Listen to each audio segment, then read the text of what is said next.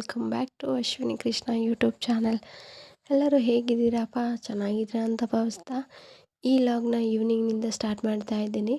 ಯಾಕೆಂದರೆ ಮಳೆ ಸ್ಟಾರ್ಟ್ ಆಗಿತ್ತು. ಏನಾದರೂ ನಮ್ಮ ಯಜಮಾನರು ಸ್ಪೆಷಲಾಗಿ ಏನಾದರೂ ಸ್ವಲ್ಪ ಲೈಟಾಗಿ ಮಾಡಿಕೊಡು ಅಂತ ಅಂದರು. ಈ ಮಳೆಯಲ್ಲಿ ಲೈಟಾಗಿ ಏನು ಮಾಡಿಕೊಡೋದು ಅಂತ ಯೋಚನೆ ಮಾಡ್ತಿರ್ಬೇಕಾದ್ರೆ ಮನೇಲಿ ಮೊಟ್ಟೆ ಮತ್ತು ಬ್ರೆಡ್ ಇತ್ತು. ಅದರಿಂದ ಪಾವ್ ಭಾಜಿ ಮಾಡಿಕೊಡೋಣ ಅಂತ ಅಂದ್ಕೊಂಡೆ. ನನಗೂ ಸಿಂಪಲ್ ಅಲ್ವಾ, ಅದಕ್ಕೋಸ್ಕರನೇ ಪಾವ್ ಭಾಜಿ ಮಾಡೋಣ ಅಂದ್ಬಿಟ್ಟು ರೆಡಿ ಮಾಡಿಕೊಂಡೆ. ನನ್ನ ಮಗನಿಗೂ ಕೂಡ ಇಷ್ಟ ಆಗುತ್ತೆ ಈ ರೀತಿ ಮಾಡಿಕೊಟ್ರೆ ಅಂದ್ಬಿಟ್ಟು. ಅದಾದಮೇಲೆ ನೆಕ್ಸ್ಟು ಇದಕ್ಕೆ ಬೇಕಾಗುವ ಸಾಮಗ್ರಿಗಳೇನೆಂದರೆ ಈರುಳ್ಳಿ 4-5, 7 ಟೊಮೆಟೊ ಹಣ್ಣು, ಸ್ವಲ್ಪ ಖಾರದ ಪುಡಿ, ಮಸಾಲ, ಗರಂ ಮಸಾಲ ಅಂದರೆ ನಾವೇ ಮನೇಲೇ ರೆಡಿ ಮಾಡಿರೋದು ಇದು. ಅದಾದಮೇಲೆ ಧನಿಯಾ ಪುಡಿ ಬೇಕಾಗುತ್ತೆ. ಅಷ್ಟು ಬಿಟ್ಟರೆ ಇಷ್ಟರಲ್ಲೇ ಟೇಸ್ಟ್ ಮಾತ್ರ ಅಲ್ಟಿಯಾಗಿ ಬರುತ್ತೆ. ಇಷ್ಟೇ ಐಟಮ್ಸ್ ಇದ್ದರೂ ಕೂಡ ಟೇಸ್ಟ್ ಚೆನ್ನಾಗಿರುತ್ತೆ. ಎಣ್ಣೆ ಕಾಯೋದಕ್ಕೆ ಮಾಡಿಬಿಟ್ಟು ಈರುಳ್ಳಿನ ಹಾಕಿದೆ. ಈರುಳ್ಳಿ ಬಂದುಬಿಟ್ಟು ಗೋಲ್ಡನ್ ಕಲರ್ ಬರೋವರೆಗೂ ಫ್ರೈ ಆಗಬೇಕಾಗುತ್ತೆ. ಆವಾಗಲೇ ಟೇಸ್ಟ್ ಚೆನ್ನಾಗಿ ಬರೋದಿದು. ಅದ್ರ ಜೊತೆಗೆ ಸ್ವಲ್ಪ ಉಪ್ಪನ್ನ ಹಾಕ್ತೀನಿ. ಯಾಕೆಂದರೆ ಬೇಗನೆ ಫ್ರೈ ಆಗುತ್ತೆ ಅಂತ ಅಂದ್ಬಿಟ್ಟು ಫ್ರೈ ಆಗ್ತಾನೇ ನೋಡಿ ಉಪ್ಪನ್ನ ಮಿಕ್ಸ್ ಮಾಡ್ತಾಯಿದ್ದೀನಿ ನಾನು. ಯಾಕೆಂದರೆ ಬೇಗ ಫ್ರೈ ಆಗುತ್ತೆ. ಆವಾಗಲೇ ಹೇಳಿದ್ನಲ್ವ, ಬೇಗನೆ ಫ್ರೈ ಆಗುತ್ತೆ ಮತ್ತು ಟೇಸ್ಟ್ ಕೂಡ ಅಲ್ಟಿಮೇಟಾಗಿ ಬರುತ್ತೆ. ನೆಕ್ಸ್ಟು ಟೊಮೆಟೊನ ಮಿಕ್ಸ್ ಮಾಡಿದಾಗ ಬೇಗ ಸ್ಮ್ಯಾಶ್ ಆಗೋಕ್ಕೆ ಸ್ಟಾರ್ಟ್ ಆಗುತ್ತೆ. ಅದಕ್ಕೋಸ್ಕರನೇ ಜಿನಿ ಮಳೆಯಲ್ಲಿ ಪಾವ್ ಭಾಜಿ ತಿಂತಾಯಿದ್ರೆ ಏನೋ ಒಂಥರ ಚೆನ್ನಾಗಿರುತ್ತೆ ಜೀವನ ಅಲ್ವಾ. ಹೆಣ್ಮಕ್ಳು ನಮ್ಮ ಮುದ್ದಾದೊಂದು ನಮ್ಮದು ಗೂಡು, ಇದರಲ್ಲಿ ಲೈಫ್ ಲಾಂಗ್ ಎಷ್ಟು ಚೆನ್ನಾಗಿರುತ್ತೆ ಅಲ್ವಾ ಜೀವನ ಅನ್ನೋದು.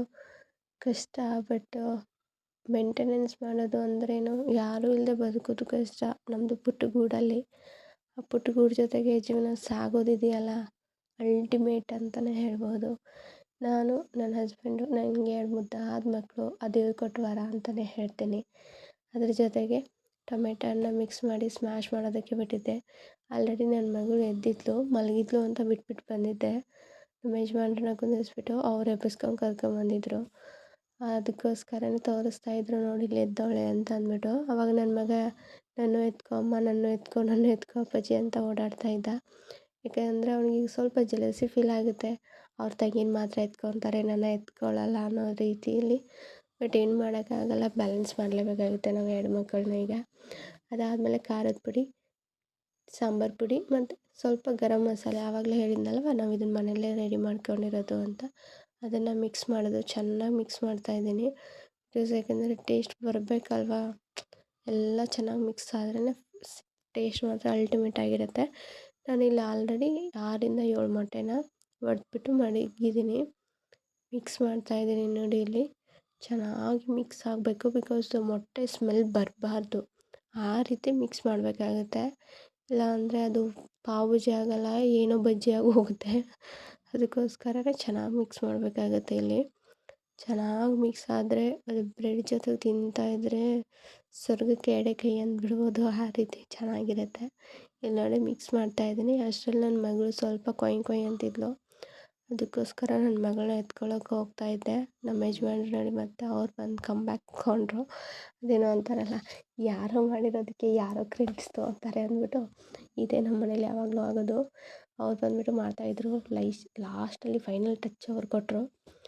ಫೈನಲ್ ಟಚ್ ಜೊತೆಗೆ ಒಂದೆರಡು ಮಾತು ಹೇಳ್ತಾಯಿದ್ರು. ಪಾಪನ ಹೆಂಗೆ ಮೇಂಟೈನ್ ಮಾಡ್ತೀಯ ನೀನು, ಇವರಿಬ್ಬರನ್ನೂ ಕಷ್ಟ ಆಗುತ್ತೆ ಅಲ್ವಾ ನಿನಗೆ ಅಂತ. ಕಷ್ಟನೋ ಸುಖನೋ ಮಾಡಲೇಬೇಕಾಗುತ್ತೆ. ಲೈಫ್ನ ನಾವೇ ಚಾಯ್ಸ್ ಮಾಡ್ಕೊಂಡಾಗ ಅದಕ್ಕೇನು ಮಾಡೋಕ್ಕಾಗಲ್ಲ.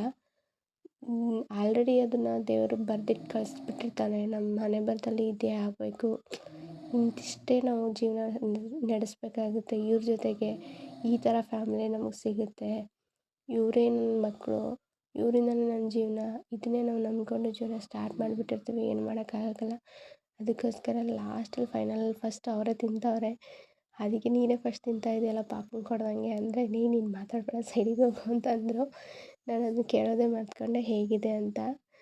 ಈಗ ಅದಕ್ಕೆ ಅವ್ರನ್ನ ಹಿಂಬಾಲಿಸ್ಕೊಂಡು ಹೋಗ್ತಾ ಇದ್ದೆ. ಹೇಗಿದೆ ಹೇಳು ಅಪ್ಪಿ ಅಂತ ಕೇಳ್ತಾ ಇದ್ದೆ. ಸೂಪರಾಗಿದೆ ಅಂತ ಅಂತವ್ರೆ. ಯಾಕಂದರೆ ಅವ್ರು ಈ ರೀತಿ ಮಾಡಿಕೊಟ್ಬಿಟ್ರೆ ಸಖತ್ತಾಗಿರುತ್ತೆ. ತಿಂದ್ಕೊಂಡ್ರು, ಎಲ್ಲರೂ ಚೆನ್ನಾಗಿತ್ತು ಅಂತ ಅಂದ್ಬಿಟ್ಟು. ನನ್ನ ಮಗಳು ಎದ್ಲು ಅಂದ್ಬಿಟ್ಟು ನನ್ನ ಮಗ ಆಟ ಆಡಿಸ್ತಾ ಇದ್ದ. ಸಿಗುವ ಅಂಟಿಲ್ ದೆನ್ ನೆಕ್ಸ್ಟ್ ವ್ಲಾಗ್ ಜೊತೆಗೆ. ದಯವಿಟ್ಟು ಸಬ್ಸ್ಕ್ರೈಬ್ ಮಾಡಿ.